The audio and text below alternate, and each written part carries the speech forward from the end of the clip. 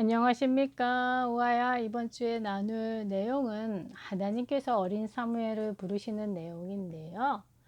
하나님이 부르셨다라고 하는 것은 어떤 의미가 있을까요? 또 하나님께 부름받은 자들에게는 어떤 응답의 내용들이 있을까요? 오늘 스토리를 통해서 확인하시면 될 것 같습니다. 사무엘이 엘리 제사장 앞에서 여호와를 섬기고 있을 때에 당시의 영적인 배경에 대해서 성경에서는 정확하게 말씀하고 있는데요. 여호와의 말씀이 희귀하여서 이상이 흔히 보이지 않았다라고 기록되어져 있습니다.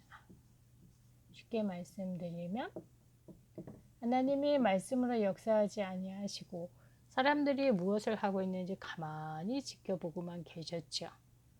엘리 제사장은 나이가 점점 많아지니까 눈도 점점 안 보이고 앞을 잘 보지 못하니까 자기 처소에 누워있게 되어지고요. 하나님의 등불은 아직 꺼지지 않았어요.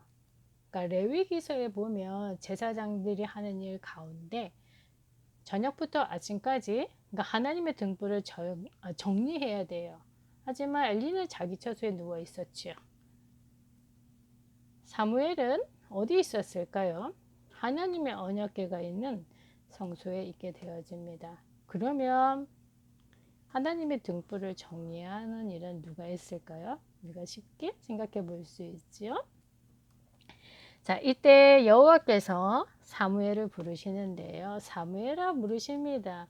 하지만 사무엘은 엘리 제사장이 자신을 불렀다라고 생각을 하고 엘리에게 가지요. 얘 저를 부르셨습니까? 라고 하는데 엘리는 자신이 부르지 않았다라고 얘기하죠.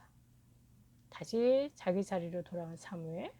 그런데 시간이 지나면서 또 자신을 부르는 소리가 들리는 거예요. 사무엘아. 다시 사무엘은 엘리 제사장 앞으로 가지요.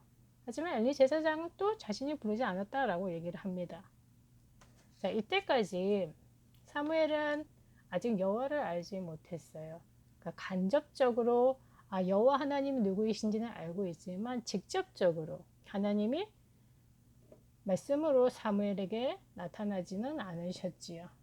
자, 세 번째로 또 여호와께서 사무엘을 부르십니다. 사무엘은 다시 엘리 제사장 앞으로 가지요. 하지만 엘리 제사장도 이제 알게 된 거예요. 여호와께서 사무엘을 부르시는구나. 자, 그래서 또 소리가 들려올 때 어떻게 사무엘이 반응해야 되는지 알려주는 거예요.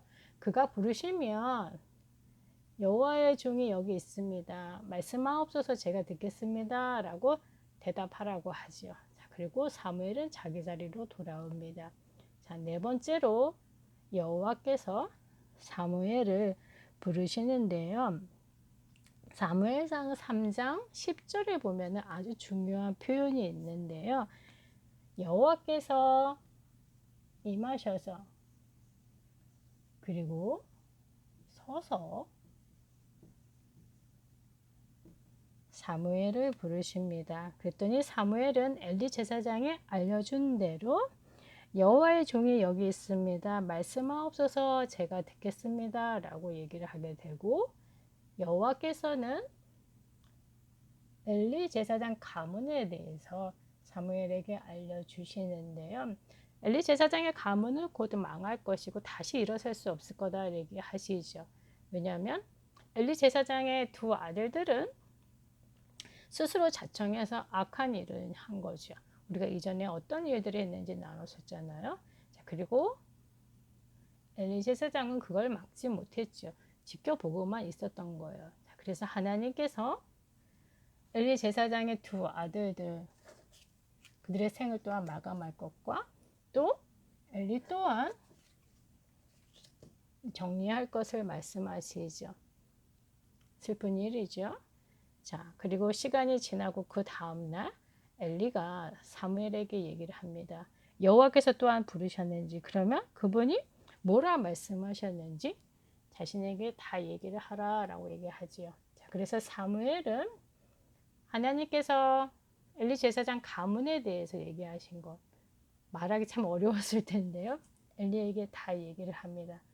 엘리 제사장의 가문에 곧 문을 받게 될 거다라고 얘기를 하게 되어지지요. 자, 그리고 사무엘도 점점 자라고요. 여호와께서 사무엘과 함께 하시는데 사무엘이 하는 얘기가 하나도 땅에 떨어지지 않았다라고 기록되어져 있습니다. 사무엘상 3장 19절. 굉장한 응답이죠. 자, 그리고 사람들 또한 하나님께서 사무엘을 선지자로 세우셨다라는 것을 다 알게 되는 거예요. 왜냐하면 사무엘이 하는 얘기 하나도 땅에 떨어지지 않았다라고 하는 거죠. 자, 그리고 또한 하나님께서 본격적으로 사무엘에게 말씀으로 나타나셔서 앞으로 하나님이 무슨 일들을 할 것인지 다 알려주시게 되어지죠. 자, 우아야 우리가 두 가지 확인해 보자라고 했잖아요. 하나님이 부르셨다라고 하는 것은 무엇일까요? 우아야, 이게 하나님이 부르시는 것일까요?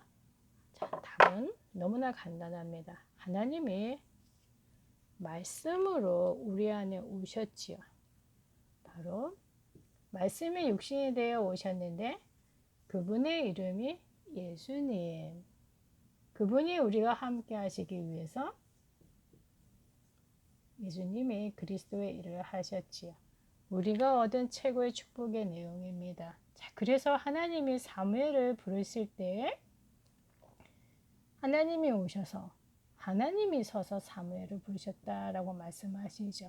조금 어려운 얘기이긴 하지만 사무엘은 앞으로 오실 예수 그리스도에 대한 상징적인 표현이에요. 하지만 사무엘은 완벽하지 않죠. 사람이잖아요. 영원히 하나님이 하실 일을 감당하실 그분 예수가 이 땅에 오시죠. 이분만이 우리의 영원한 제사장, 영원한 선지자, 영원한 왕이시죠. 자, 그래서 첫 번째 하나님이 부르셨다라고 하는 것은 말씀이신 예수 그리스도가 우리 안에 오신 겁니다. 하나님의 자녀가 된 거고요. 자, 하나님의 자녀가 되어졌다라고 하는 것은 사무엘이 누린 응답하고 똑같지요. 예수 이름을 사용하게 되어지면 모든 것이 다 응답받습니다. 사무엘은 그 정도로 기도의 비밀을 아주 많이 누렸던 사람인데요. 그래서 우아야